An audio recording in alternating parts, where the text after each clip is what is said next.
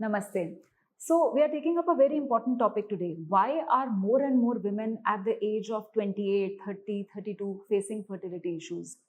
सालों पहले ये कहा जाता था कि the best time to conceive is your early 30s or late 20s. I still think this is very valid. It's just that even early 30s is becoming a little late. क्यों? Mostly because of environmental factors. So when I say environmental factors, the younger generation is taking up smoking, vaping, recreational drug use much more than what was done 10, 20 years ago. This is one factor. What about the pollution? What about all this मिलावट जो आपके खाने में, पीनों की चीज़ों में जा रही है, जो धुआं, स्पेशली दिल्ली में रहती हुई पॉपुलेशन, साल के 6 महीने, नवंबर से मार्च, दिवाली से होली के बीच में जो हम धुआं इनहेल कर रहे हैं, वो कितनी सिगरेट्स फूकने के बराबर है? And what effect is that going to have on the ovaries? The problem is, as a common person, we can't change the air we breathe. हम air purifier लगा के indoor बैठ सकते हैं, हम अपने को इन चीज़ों से seclude कर सकते हैं एक हद तक. There are things you can't do beyond a certain level.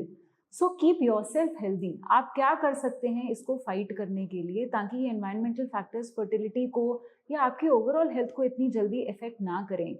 A healthy balanced diet, junk food का सेवन कम करें. As I mentioned, recreational drugs, smoking, vaping, ये सब करके बॉडी पे ऑलरेडी हो रहे अटैक को और ना एग्रेवेट करें. Then a healthy lifestyle also includes regular sleep, less stress. So आज की पॉपुलेशन को, आज की यंग जनरेशन को स्ट्रेस भी बहुत ज़्यादा है. वो वर्क रिलेटेड हो सकता है, वो रिलेशनशिप्स रिलेटेड हो सकता है.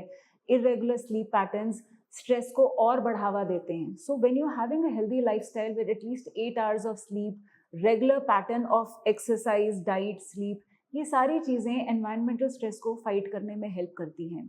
I agree that there is also an increase in organic causes like PCOS, endometriosis, tubal infertility, but ये सबसे ज़्यादा जो चीज़ आपके हाथ में है वो है environmental factors को या अपने lifestyle को deal करना. So if you want any more advice regarding this, please do not hesitate to contact us. Thank you.